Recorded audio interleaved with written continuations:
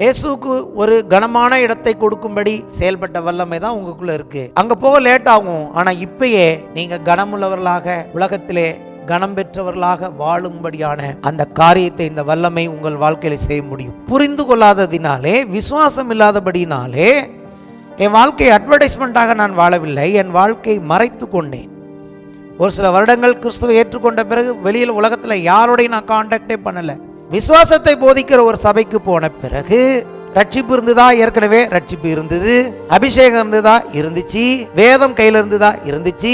இயேசு இருந்தாரா? இருந்தாரு. எல்லாம் இருந்தாலும் விசுவாசம் இல்லைன்னா அவர் சகோதரன், அவர் முதற் பலன், நான் இரண்டாவது பலன், என்னையும் ஒரு அட்வர்டைஸ்மெண்ட்டாக மாற்ற தேவன் விரும்புகிறாருங்கிற அந்த விசுவாசம் இல்லாதபடினாலே, ஆனால் உன்னை அப்படிதான் வைக்க போறாருங்கிறத போதிக்கிற ஒரு நல்ல சபைக்கு நான் போன போது உண்மையாகவே கர்த்தர் அட்வர்டைஸ்மெண்ட்டாக மாற்றினார். அட்வர்டைஸ்மெண்ட்டாக இருக்க போறீங்களா, இல்லை என்ன போல மறைச்சிக்க போறீங்களா உங்க வாழ்க்கை? அட்வர்டைஸ்மெண்ட்டா என்ன அர்த்தம் தெரியுமா? சாட்சிகள். ஒரு ஃபோன் பண்ணி இப்படி வணக்கு, அவ்வளோ அட்வர்டைஸ்மெண்ட். ஆனால் அந்த பைபிள் ஆப்பை கூட ஓப்பன் பண்ண முடியல. நம்மை மறைத்து கொண்டு வாழ்கிற வாழ்க்கை. அநேக தேவ பிள்ளைகள் தங்களை மறைத்து கொள்கிறார்கள். இயேசுவை நம்பிட்டு வந்துட்டாங்க, இயேசுவை விசுவாசிக்கிறாங்க, ஞானஸ்நானம் எடுத்துட்டாங்க. ஆனாலும் அவர்களுக்கு வெட்கம், தங்கள் வாழ்க்கையை மூடி மறைத்து கொள்கிறார்கள். ஆனால் வேதத்தின்படி கிறிஸ்து முதற்பலன், கிறிஸ்து என்னுடைய சகோதரன் என்று சொன்னால் என் வாழ்க்கை அட்வர்டைஸ்மெண்டாக தான் இருக்கும். மலையின் மேல் இருக்கிற பட்டணம் மறைந்திருக்க மாட்டாதுன்னு சொன்னார். மலை மேல ஒரு போர்டை எழுதி போட்டிருப்பாங்க பாருங்க, எல்லாருக்கும் தெரியும். இம்மைக்கு மாத்திரம் கிறிஸ்துவை விசுவாசித்தால் நாம் பரிதவிக்கிறவர்களாக இருக்கும். உயிர்த்தெழுந்த கிறிஸ்துவுக்குள் இருக்கிறீர்கள், மகிமை அடைந்த கிறிஸ்துவுக்குள் இருக்கிறீர்கள். இயற்கை விதிகளை எல்லாம் மேற்கொண்டு அப்படியே வானத்துக்கு போன அந்த கிறிஸ்துவுக்குள் இருக்கிறீர்கள். நான் உயிர்த்தெழுந்து வந்துட்டேன். எப்படி உயிர்த்தெழுந்த வந்திருக்கேன்னா, எனக்கு இன்றைக்கு கொடுக்கப்பட்டிருக்கிற மகிமையின் சரீரம் எந்த கதவும் பூட்ட முடியாது, எந்த கல்லும் எனக்கு முன்பாக நிற்க முடியாது. அப்படிப்பட்ட உயிர்த்தெழுந்த சரீரத்தை உடையவராய் இன்றைக்கு உங்கள் ஆண்டவராகி நான் உயிர்த்தெழுந்திருக்கிறேன் என்று சொல்லி அவர்களுக்கு தன்னை காண்பித்தார். இந்த காணப்படுகிற உலகத்தில் இருக்கிற இயற்கையான எந்த சக்திகளும் உங்களை கட்டுப்படுத்த முடியாத ஒரு மகிமையுள்ள சரீரத்தை உங்களுக்கு நான் கொடுக்கும்படி உங்களை தெரிந்து கொண்டேன் என்று சொல்கிறார். இயேசுவால் எல்லாவற்றையும் கடந்து போக முடியும் என்று சொன்னால், அவர் மேல் விசுவாசம் வைத்திருக்கிற என்னாலும் உங்களாலும் எல்லா தடைகளையும் தாண்டி அவர் சொல்லுகிற இடத்துக்கு நம்மால் போக முடியும். நான் சொல்கிறேன், தேவனுடைய பிள்ளையை நீ விசுவாசித்தால் தேவ மகிமையை காண்பாயின்னு அர்த்தம் என்னன்னா, விசுவாசிக்கிற ஒவ்வொருவருக்கும் இயேசு சொல்லுகிறார், நீ விசுவாசித்தினா இந்த பிசிக்கலாவை நீ உடைச்சிட்டு போயிட்டே இருக்கலாம். என் தேவன் சொல்ல, என் தேவன் உங்கள் தேவன். என் பிதான்னு சொல்ல, என் பிதா உங்கள் பிதா. என்னுடைய நண்பர்கள் சொன்னார். இப்போ சொல்றாரு, என்னுடைய சகோதரிடத்தில் போய் சொல்லுங்கள். வீட்டில் எங்கனாவது ஒரு இடத்துல எழுதி வைங்க, இயேசு என் சகோதரன். வேதத்தின்படி இயேசு என் சகோதரனாக இருக்கிறார். யார் கைவிட்டாலும் இந்த சகோதரன் கைவிட மாட்டார். இவர் உங்களை நடுத்தரில் விட்டுற மாட்டார். கூடவே இருந்து குழி பறிக்கிற ஒரு சகோதரன் இல்லை இவர். கூடவே இருந்து காட்டி கொடுக்கிறவர் அல்ல. கூடவே இருந்து எப்பொழுது நீங்கள் விழுந்து போவீர்கள் என்று பார்க்கிறவர் அல்ல இவர். உங்களுக்காக எனக்காக தன் ஜீவனை கல்வாரி சிலுவையில் கொடுத்து விட்டு சகோதரனாய் மாறி இருக்கிறார். எப்படி சொல்லுகிறார்? என் சகோதரத்தில் போய் சொல்லுங்கள், உங்கள் பிதாவினத்திலும் என் பிதாவினத்திற்கும், உங்கள் தேவனத்திற்கும் என் தேவனத்திற்கும் நான் ஏறி போகிறேன். ஸோ என்ன அர்த்தம்? இப்போ ஒரு கனெக்ஷனை போட்டுட்டு போறாரு. நான் போறேன், நீங்களும் அங்கே தான் வருவீங்க. நான் முதற் பலனாய் போய் என்ன பலனை அடைந்திருக்கிறேனோ, என்ன மகிமை அடைந்திருக்கிறேனோ, அதே மகிமையை கொஞ்சம் கூட வித்தியாசம் இல்லாமல் உனக்கு கொடுப்பேன். வீட்டில் எழுதி போடுங்க, என் சகோதரன். நீங்க ஒவ்வொருத்தரும் எழுதணும். ஒவ்வொரு பிரச்சனை வரும் பொழுதும் அதை எடுத்து பார்க்கலாம். யார் என் சகோதரன்? இவர் தான் என் சகோதரன்.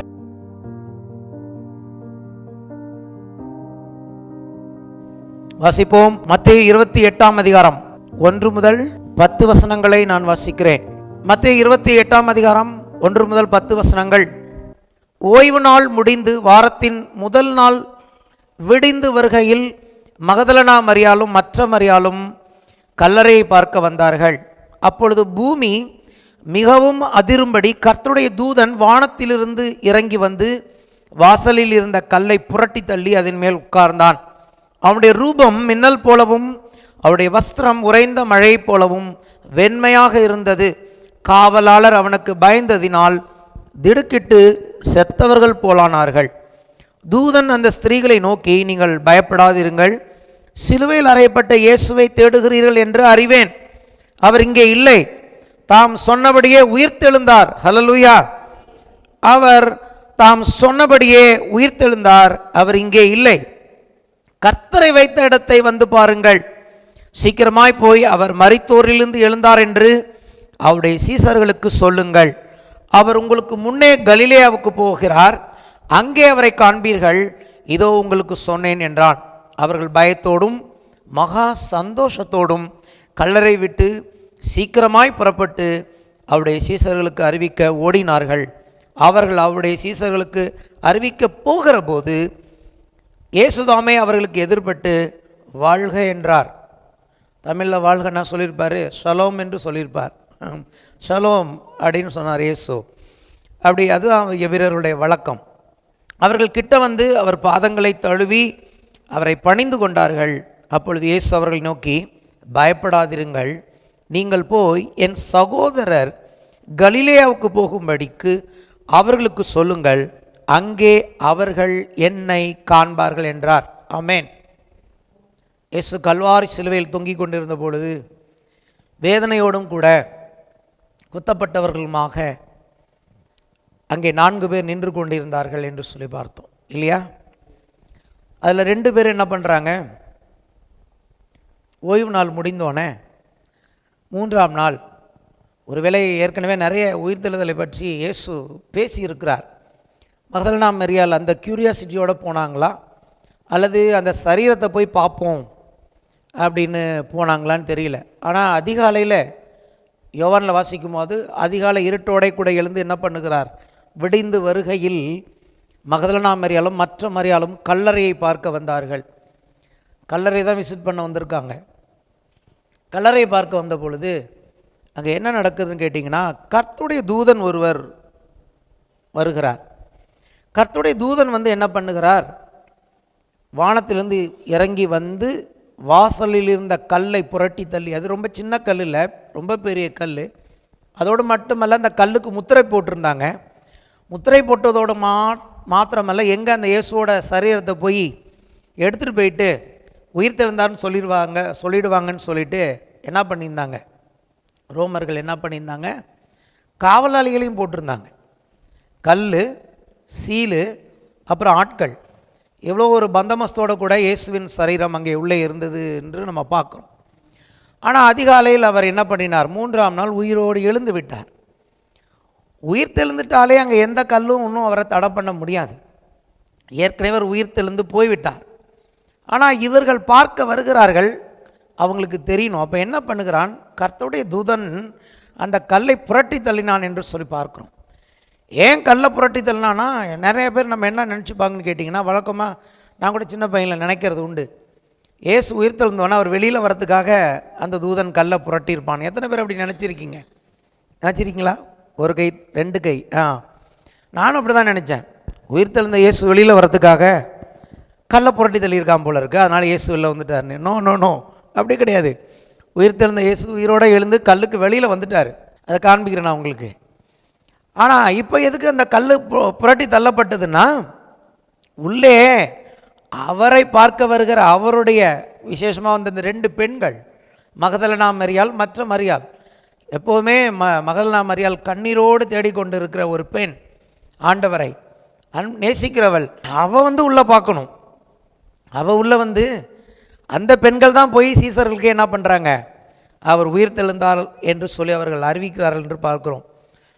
அப்போது உள்ளே வந்து பார்த்தா தான் தெரியுது, தேவதூதன் சொல்கிறான் அவர் உயிர்த்தெழுந்தார். அவர் உயிர்த்தெழுந்தாருங்கிறத நீங்கள் நம்பணுங்கிறதுக்காக தான் நான் என்ன பண்ணுறேன், கல்லை புரட்டி காண்பிக்கிறேன். உள்ளே வந்து பாருங்கள். உள்ளே போய் பார்த்தா அங்கே என்ன இருக்கிறது, அவர் மேல் சுற்றி இருந்த சீலைகள், அந்த வஸ்திரம் மட்டுமே அங்கே இருக்கிறது. அப்போ உயிர்த்தெழுதலில் இந்த இடத்துல முதல்ல நம்ம கற்றுக்கொள்கிற காரியம் என்ன, ஒன்று, உயிர்த்தெழுந்த ஒரு சரீரம் உடையவர்களுக்கு எதுவுமே அவங்களை தடை பண்ண முடியாது. அது கல்லோ கதவோ, அந்த உயிர்த்தெழுந்த சரீரம் இருந்தால் அவர்கள் அதை தாண்டி வெளியே போய்விடலாம். 2வது எதை காண்பிக்கிறது, உயிர்த்தெழுந்த சரீரம் உடையவர்களுக்கு இந்த உலகத்தில் நாம் உடுத்திருக்கிற உடை தேவையில்லை. ஆமென். காரணம், என்ன விதமான உயிர்த்தெழுதலை இயேசு இங்கு அடைந்தார்னு சொன்னீங்கன்னா, மகிமையான ஒரு உயிர்த்தெழுதல். அதாவது மகிமையடைந்த சரீரத்தை அவர் பெற்றுக்கொண்டார். மகிமையடைந்த சரீரத்தை அவர் பெற்றுக்கொண்டபடினாலே அவரை எந்த ஒரு கல்லும் என்ன பண்ண முடியாது, அவரை தடை பண்ண முடியாது. எப்படி உங்களுக்கு தெரியும் அப்படின்னு பார்த்தீங்கன்னா, யோவான் 20:19 பார்க்கலாம். வசனத்தை காமிச்சிட்டு நான் விளக்க விரும்புகிறேன். யோவான் 20:19 எழுதியிருக்கிறது, வாரத்தின் முதல் நாளாகிய அன்றைய தினம் சாயங்கால வேளையிலே சீசர்கள் கூடியிருந்த இடத்தில் யூதர்களுக்கு பயந்ததினால் கதவுகள் பூட்டியிருக்கையில் இயேசு வந்து நடுவே நின்று உங்களுக்கு சமாதானம் என்றார். இப்போ கதவு பூட்டி இருக்கு, எல்லாரும் பயந்துக்கிட்டு என்ன பண்ணியிருக்காங்க? முத நாள் ஓடுறவர்கள்லாம் எங்கே இருக்காங்க? இப்போது ஒரு வீட்டுக்குள்ளே இருக்காங்க. சீசர்கள், ஆண்கள், பெண்ணு போயாச்சு காலையிலே பார்க்கறதுக்கு தைரியமாக. ஆண்கள்லாம் எங்கே இருக்காங்க? பூட்டின கதவுக்குள்ளே இருக்கிறார்கள். ஆனாலும் அந்த பூட்டின கதவை தாண்டி இயேசு உள்ளே வந்து ஷலோம் என்று சொன்னார். அப்போ தான் சொல்கிறேன், பூட்டின கதவுக்குள்ளே வருவார்னா அப்போ கல்லை தாண்டி அவரால் வர முடியாதா? நிச்சயமாக முடியும். இன்னொரு வசனத்துலேயும் இங்கே இருக்குது, அதே யோவான் 20:26 இங்கே இவர் இல்லாமல் போயிட்டார், நம்முடைய தோமா. நம்ம இந்தியாவுக்கு அந்த சுவிசேஷம் சொல்ல வந்த அந்த சீசன் அங்கே இல்லை. அவர் சொல்கிறார், நான் அவரை பார்த்தா தான் ஒத்துப்பேன், நம்புவேன், அவருடைய காயங்கள் என் கையை போட்டால் தான் நான் அவர் உயிர் தெழுந்தார் நம்புவேன்னு அவர் சொல்லிட்டார். அப்போ அவரை வேறு இந்தியாவுக்கு அனுப்ப வேண்டிய ஒரு சூழ்நிலை. அவருக்காக என்ன பண்ணுகிறார்? மறுபடியும் 8 நாளைக்கு பின்பு அவருடைய சீசர்கள் வீட்டுக்குள்ளே இருந்தார்கள், தோமாவும் அவர்களுடனே கூட இருந்தான். கதவுகள் பூட்டப்பட்டிருந்தது. அந்த வசனம் எழுதிட்டே இருக்கு பாருங்க, கதவுகள் பூட்டப்பட்டிருந்தது, கதவுகள் பூட்டப்பட்டிருந்தது, கல்லங்கே வைக்கப்பட்டிருந்தது, கதவுகள் பூட்டப்பட்டிருந்தது. அப்பொழுது இயேசு வந்து நடுவே நின்று உங்களுக்கு சமாதானம் என்றார். எல்லா இடத்துலையும் சொல்கிறது முதல்ல சமாதானம், ஷலோம். நான் உயிர்த்தெழுந்து வந்துட்டேன்.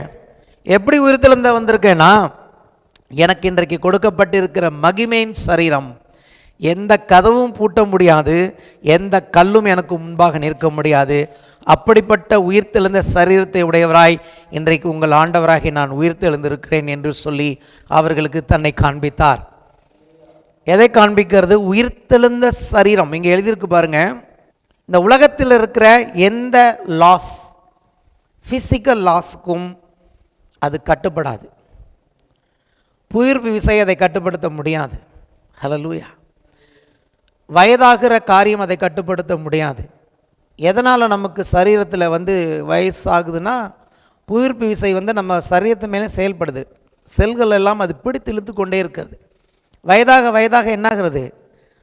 தோல் எல்லாமே சுருங்கி நமக்கு வயதாகிற ஒரு காரியத்தை உண்டாக்குறது. ஆனால் உயிர்த்தெழுந்த இயேசுவுக்கு கொடுக்கப்பட்ட சரீரம் மகிமையின் சரீரம். ஏற்கனவே அவர் தண்ணீர் மேல் நடந்தான்னு பார்க்குறோம். இப்போது பூட்டப்பட்ட கதவுகள் தாண்டி போகிறார். பெரிய கல், ரோமர்கள் வைத்த கல்லை தாண்டி அவர் வெளியே போய்விட்டார். அப்போ என்ன காண்பிக்கிறார்? ஒரு மனுஷன் உயிர்த்தெழுந்திருக்கிறார் அப்படின்னா என்ன அர்த்தம்? இதே விதமான நம்பிக்கை உங்களுக்கும் எனக்கும் இந்த காலவேளை கொடுக்க வந்திருக்கிறார். என்னுடைய உயிர்த்தெழுதல் மேல் நீங்கள் நம்பிக்கை வைக்கும் பொழுது ஒரு நாள் நீங்களும் இப்படிப்பட்ட மகிமையுள்ள சரீரத்தை அடைந்து கொள்ளப் போகிறீர்கள். இந்த காணப்படுகிற உலகத்தில் இருக்கிற இயற்கையான எந்த சக்திகளும் உங்களை கட்டுப்படுத்த முடியாத ஒரு மகிமையுள்ள சரீரத்தை உங்களுக்கு நான் கொடுக்கும்படி உங்களை தெரிந்து கொண்டேன் என்று சொல்கிறார். ஏன் அந்த உடையை அவர் அங்கே களைந்து போய்விட்டார்? காரணம், அவருக்கு மகிமை மறுபடியும் கொடுக்கப்பட்டது. அதாவது ஆதியாகமத்தில் வாசிக்கிறோம் இல்லையா, அவர்கள் நிர்வாணமாக இருந்தும் வெட்கப்படாதிருந்தார்கள். ஏன்?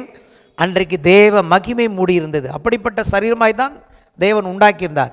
இன்றைக்கு இயேசு உயிர்த்தெழுந்த பிறகு அவருக்கு மறுபடியும் அந்த மகிமையை கொண்டு மூடியிருக்கிறார்கள். இந்த இடத்துல இந்த வந்த தேவதூதனை பற்றி என்ன சொல்லியிருக்கு பாருங்க.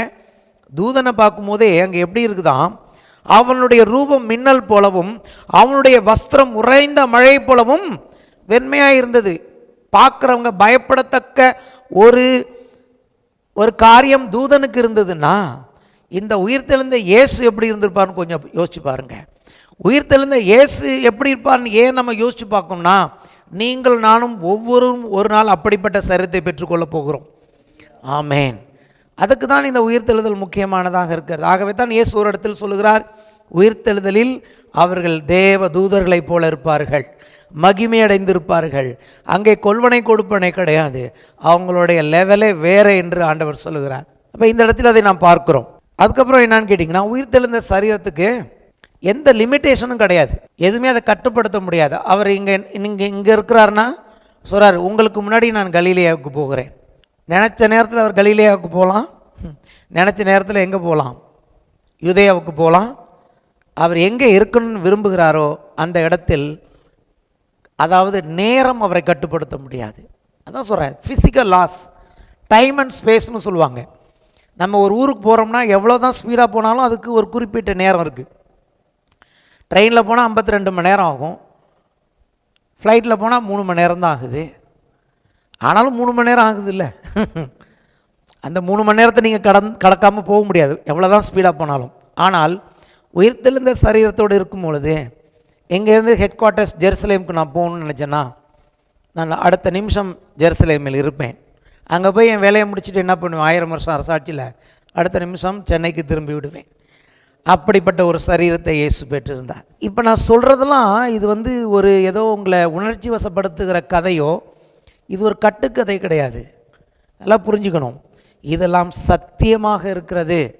ஏன் அநேகருடைய கிறிஸ்தவர்களுடைய வாழ்க்கையில் எந்த விதமான ஒரு பரவசமும் இல்லைன்னு கேட்டிங்கன்னா, நம்ம நிறைய கட்டுக்கதைகளை கேட்டு வளர்ந்தவங்க. ஜீபூம்பா கதையெல்லாம் நிறைய கேட்டிருக்கோம். உயிர்த்தெழுதலின் கதையும் அதுபோல் ஒரு ஜீபூம்பா கதை கிடையாது, இது பயங்கரமானது. ஆமேன். ஏசு எப்படி அப்போ பார்க்கணும், எவ்வளோ பெரிய கல், அவர் அந்த பக்கம் தாண்டி அவர் வந்துகிட்டே இருக்கிறார். கல், அதான் சொல்கிற ஃபிசிக்கல் லா. இந்த உலகத்தில் ஃபிசிக்ஸ் நம்ம படிக்கிறோம்ல, எத்தனை பேருக்கு ஃபிசிக்ஸ், இயற்பியல் விதிகள்னு சில இருக்குது. அதெல்லாம் உயிர்த்தெழுந்த இந்த ஆண்டவரை, உயிர்த்தெழுந்த சரீரத்தை உள்ள மனுஷனை எதுவுமே கட்டுப்படுத்த முடியாது. அப்படிப்பட்ட ஒரு சரீரத்தை நீங்கள் நானும் பெற்றுக்கொள்ள போகிறோம். ஆமேன். இது கொஞ்ச காலம்தான். இந்த சரீரத்தில் நம்ம படுகிற காரியங்கள், உபத்திரவங்கள்லாம் என்ன வேதம் சொல்கிறது, கொஞ்ச காலம் பாட அனுபவிக்கிறோம், ஆனால் நித்திய கனமகிமையை தேவன் நமக்கு வைத்திருக்கிறார். எதுக்கு இவ்வளோ தூரம் அதை வலியுறுத்தி சொல்லிட்டு இருக்கேன்னா, நம்ம வாழ்க்கையின் ஒவ்வொரு அம்சத்திலும் இந்த நாளிலிருந்து உயிர்த்தெழுதலின் வல்லமையை நாம் பார்க்க அழைக்கப்பட்டு இருக்கிறோம். எனக்கும் உங்களுக்கு முன்பதாக இன்றைக்கு எவ்வளவு பெரிய தடைகள் வைக்கப்பட்டு இருந்தாலும், இன்றைக்கே விசுவாசம் என்னும் சக்தியினால் அதே அந்த உயிர்த்தெழுதலுக்கு ஒப்பாக தேவன் நமக்கு இன்றைக்கு ஒன்றை கொடுத்திருக்க, அதன் பேர் விசுவாசம். எவனாவது விசுவாசத்தினால் இந்த மலையை பார்த்து பெயர்ந்து சமுத்திரத்தில் தள்ளுண்டு போய் என்று சொல்லி தான் சொன்னபடி ஆகும் என்று எதிர்த்தில் விசுவாசித்தால் அவன் சொன்னபடி ஆகும். அது எவ்வளோ பெரிய மலையோ, எவ்வளோ பெரிய கதவோ, எல்லாத்தையும் நம்ம வாழ்க்கையில் தாண்டி போகக்கூடிய ஒரு விசுவாசத்தை இந்த உயிர்த்தெழுதல் உங்களுக்கும் எனக்கும் கொடுத்துருக்கு. இயேசுவால் எல்லாவற்றையும் கடந்து போக முடியும் என்று சொன்னால், அவர் மேல் விசுவாசம் வைத்திருக்கிற என்னாலும் உங்களாலும் எல்லா தடைகளையும் தாண்டி அவர் சொல்லுகிற இடத்துக்கு நம்மால் போக முடியும். உலகத்தை வேணால் இந்த ஃபிசிக்கலாக கட்டுப்படுத்தலாம். நான் சொல்கிறேன், தேவனுடைய பிள்ளையை நீ விசுவாசித்தால் தேவ மகிமையை காண்பாயின்னு அர்த்தம் என்னன்னா, விசுவாசிக்கிற ஒவ்வொருவருக்கும் இயேசு சொல்லுகிறார், நீ விசுவாசித்தினா இந்த ஃபிசிக்கலாக நீ உடச்சிட்டு போயிட்டே இருக்கலாம். செத்து போன லாசரு ஃபிசிக்கலாக 3 நாள் ஆயிடுச்சு, 4 நாள் ஆகிவிட்டது நாருமே என்று சொல்லுகிறார் அவருடைய சகோதரி. அது ஃபிசிக்கல் லா. ஒரு பாடி அது மறிச்சாச்சு, மனுஷன் செத்துட்டானா அது டீக்கே ஆகும், அது கெட்டு போகத்தான் செய்யும், நாரத்தான் செய்யும். ஆனால் இயேசு என்ன காண்பித்தாரங்க, அந்த ஃபிசிக்கலாவை ஓவர் கம் பண்ணி லாசருவே வெளியே வா என்று சொன்ன பொழுது அவன் உயிரோடு வந்தான். ஆனால் அவனுக்கு கொடுக்கப்பட்ட சரீரம் அது மகிமையின் சரீரம் அல்ல, அது சாதாரண சரீரம். எந்த சரீரத்தோடு மறித்தானோ அந்த சரீரத்தை மட்டும் அவர் உயிரோடு எழுப்பி கொடுத்தார். ஆனால் இயேசுவுக்கு கொடுக்கப்பட்ட சரீரம் அது மகிமையடைந்த சரீரம். அது மீண்டும் ஒளியினாலும் அந்த மகிமையினாலும் மூடப்பட்ட வஸ்திரத்தை உடையவராக உங்களுடைய என்னுடைய ஆண்டவர் இன்றைக்கு உயிர்த்தெழுந்திருக்கிறார். நேற்றுக்கு எல்லா பிரசங்கத்தை ரெடி பண்ணிவிட்டு படி இறங்கும் போது கர்த்தர் சொன்னார், கிறிஸ்துவுக்குள் பிரசங்கிக்கிற நல்லது ஒரு வார்த்தையை சேர்த்துக்கோ. நீ ஆதாமுக்குள்ளே நம்ம இல்லை, இன்றைக்கி கிறிஸ்துவுக்குள்ளே இருக்கிறோன்னு சொல்கிறேன் இல்லையா, நான் அடிக்கடி சொல்லிகிட்டு இருக்கேன். ஆண்டவர் ஒரு வார்த்தை கூட்டிக்க சொன்னேன், என்னன்னா உயிர்த்தெழுந்த கிறிஸ்துவுக்குள் இருக்கிறோம். அல்லேலூயா சொல்லுவோமா? எந்த கிறிஸ்துவுக்குள் இருக்கிற சொல்கிற, நல்லா தான் சொல்கிற, சபைக்கு நல்லா சொல்கிற, கிறிஸ்துவுக்குள் இருக்கிறீர்கள், கிறிஸ்துவுக்குள் இருக்கிறீர்கள். எந்த கிறிஸ்துவுக்குள் இருக்கிறீர்கள்? உயிர்த்தெழுந்த கிறிஸ்துவுக்குள் இருக்கிறீர்கள், மகிமையடைந்த கிறிஸ்துவுக்குள் இருக்கிறீர்கள். இயற்கை விதிகளை எல்லாம் மேற்கொண்டு அப்படியே வானத்துக்கு போன அந்த கிறிஸ்துவுக்குள் இருக்கிறீர்கள். ஒரு நாள் அவரை போலவே நீங்களும் அப்படிப்பட்ட வாழ்க்கை வாழப்போகிறீர்கள் என்ற நம்பிக்கையுடையவர்களாக இருங்கள். கிறிஸ்தவ பிரசங்கிறது ஏதோ உணர்ச்சி வசப்படுத்துகிற பிரசங்கம் இல்லை. உணர்ச்சி வசம் அதில் இருக்கலாம், ஆனால் சத்தியத்தின் நிமித்தம் நாம் உணர்ச்சி வசப்படுகிறோம். சினிமா கூட தான் பார்த்தா உணர்ச்சி வசம் வருது, அப்படியே கண்ணை வைக்காமல் பார்க்குறோம், ஆனால் அது பொய். ஒரு பொய்யை பார்த்தே நீங்கள் இவ்வளோ உணர்ச்சி வசப்படுறோம். நம்ம சத்தியத்தை நீங்கள் விசுவாசிக்கிறபடினாலே ரட்சிப்படையும்படிக்கு தேவன் உங்களை ஆதி முதல் தெரிந்து கொண்டார். ஒரே ஒரு வழியை தான் கர்த்தர் வச்சிருக்கிறார். சத்தியம் என்ன சொல்லுதோ அதை விசுவாசிப்பதினாலே அதன் மூலமான ரட்சிப்பை நாம் அடைய போகிறோம். அப்போ எப்படிப்பட்ட கிறிஸ்துவுக்குள் இருக்கிறோம்? உயிர்த்தெழுந்த இந்த கிறிஸ்துவுக்குள் நாம் இருக்கிறோம். எந்த உலகத்தின் அந்த லாஸ் கட்டுப்படுத்தாத ஒரு ஆண்டவருக்குள் இன்றைக்கு நாம் இருக்கிறோம். ஆகவே தான் அவர் சொன்னார், நீ விசுவாசித்தினால் தேவ மகிமையை காண்பாய். தேவ மகிமை என்பது என்ன? உயிர்த்தெழுதலின் வல்லமை. நம்ம வாழ்க்கையின் ஒவ்வொரு அம்சத்திலும் இந்த நாள் முதல் நீங்களும் நான் விசுவாசித்தால் அந்த தேவ மகிமை எப்படி இறங்கி அவரை உயிரோடு எழுப்பினதோ அப்படி நம்முடைய வாழ்க்கையை உயிர்ப்பிக்கிற அந்த வல்லமை இன்றைக்கு செயல்படும். அவரால் கூடாத காரியம் ஒன்றுமே இல்லை. வேதம் அவரை பற்றி சொல்லுகிறது, அவர் மரித்தோரை உயிர்ப்பித்து இல்லாதவைகளை இருக்கிறவர்களை போல் அழைக்கிற தேவன். எது மரித்திருந்தாலும் அதை உயிர்ப்பித்து அது எதை கொடுக்கணுமோ அதை கொடுக்கும்படி அழைக்கிறவராக இருக்கிறார். எத்தனை பேருக்கு புரியுது? உங்கள் வாழ்க்கையில் உங்களுக்கு மட்டுமே தெரிந்த அந்த மரித்த பகுதியை உயிர்ப்பித்து அது உங்களுக்கு இதுவரைக்கும் எதை கொடுக்கலையோ அதை கொடுக்கும்படி அழைக்கிற தேவன். நீ விசுவாசித்தால் அந்த தெய்வ மகிமையை காண்பாய். இட்ஸ் நாட் ஃபிசிக்கல் லா. உன்னுடைய வாழ்க்கை ஃபிசிக்கல் லாவாலேயோ மருத்துவத்தாலேயோ அதெல்லாம் 100% சரிதான். அதை மேற்கொள்கிற ஒரு வல்லமைக்கு உன்னை தேவன் நிலைத்திருக்கிறார். அவங்களுக்கு நடக்கிறதா எனக்கும் கிடையாது, அவர்களுக்கு நடக்காதது எனக்கு நடக்கும். இல்லாததை உருவாக்குற ஒரு தேவனுடைய வல்லமைக்குள் இன்றைக்கு தேவன் என்னை வைத்திருக்கிறார். இயேசுவோட பேச்சு கொஞ்சம் மாறிடுச்சு, அதை சொல்லி விரும்புகிறேன். இயேசுவோட பேச்சு கொஞ்சம் உயிர்த்தெழுந்த பிறகு மாறிவிட்டது. என்ன சொல்கிறாருன்னு கேட்டிங்கன்னா, அவர்களை பார்த்து பயப்படாதீர்கள் அப்படின்னு சொல்லிட்டு சொல்கிறாரு, நீங்கள் போய் என் சகோதரர் கலிலேயாவுக்கு போகும்படி அவர்களுக்கு சொல்லுங்கள்ங்கிறாரு. என் சகோதரர்கள்ங்கிறாரு. எதனால் அப்படி சொல்கிறாருன்னு கேட்டிங்கன்னா, அவர் வலியுறுத்தி சொல்கிறாரு. யோவான் 20:17, இயேசு அவளை நோக்கி, என்னை தொடாதே, நான் இன்னும் என் பிதாவிடத்திற்கு ஏறி போகவில்லை. நீ என் சகோதரிடத்திற்கு போய் நான் என் பிதாவிடத்திற்கும் உங்கள் பிதாவிடத்திற்கும் என் தேவனிடத்திற்கும் உங்கள் தேவனிடத்திற்கும் ஏறி போகிறேன் என்று அவர்களுக்கு சொல் என்றார். ஏன் அப்படி சொல்கிறாருன்னு கேட்டிங்கன்னா, நான் உயிர்த்தெழுந்தபடினாலே இன்றைக்கு உங்களுக்கு என்ன விதமான நம்பிக்கைன்னு சொல்கிறார்னா, இன்றைக்கி நீங்கள் என்னுடைய சகோதரர்களாய் மாறியிருக்கிறீர்கள். நான் என்னுடைய தேவனிடத்திற்கும் உங்களுடைய தேவனிடத்திற்கும் போகிறேன். அப்போ என்ன சொல்ல வராரு? இனிமேல் உங்களுடைய நிலைமையே, உங்களுடைய என்ன சொல்கிற லெவலே வேறு லெவலாக போகிறது. தேவனுடைய பிள்ளைகளாகக்கூடிய சாத்திய கூரை இது கொடுத்து விட்டது. ஏன்னா தேவன் ஜீவனுள்ளோரின் தேவன் என்று வேதத்தில் எழுதியிருக்கிறது. தேவன் மரித்தோரின் தேவன் அல்ல. யாரெல்லாம் இந்த உயிர்த்தெழுதல் மேல் நம்பிக்கை வைத்து இயேசுவை விசுவாசிக்கிறார்களோ அவர்கள் என்னவாய் மாறப்போகிறார்கள்? தேவனுக்கு பிள்ளைகளாகவும் இயேசுவுக்கு சகோதர சகோதரிகளுமாய் மாறப்போகிறார்கள். நேரமில்லை, எபிரேயர்கள் எழுதியிருக்கிறது, அநேக பிள்ளைகளை மகிமேல் கொண்டு வரும்படி. அப்போது இயேசு ஒருத்தர் மட்டுமல்ல, அவர் என்ன சொல்கிறாரு? இன்றைக்கி நான் மகிமை அடைஞ்சிட்டேன், இதே போல் மகிமை அடைய போகிற சகோதரர்களாய் நீங்கள் இருக்கிறீர்கள்.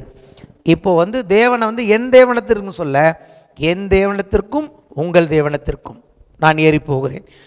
அப்புறம் தேவனை சொல்கிறாரு, என் பிதாவினத்திற்கும் உங்கள் பிதாவினத்திற்கும். ஏன் இவ்வளோ டீட்டெயிலாக சொல்கிறாரு? சாதாரணமாக நான் பிதாட்ட போகிறேன்னு சொல்லாமல் நம்மளை அங்கே சேர்த்துக்கிறாரு.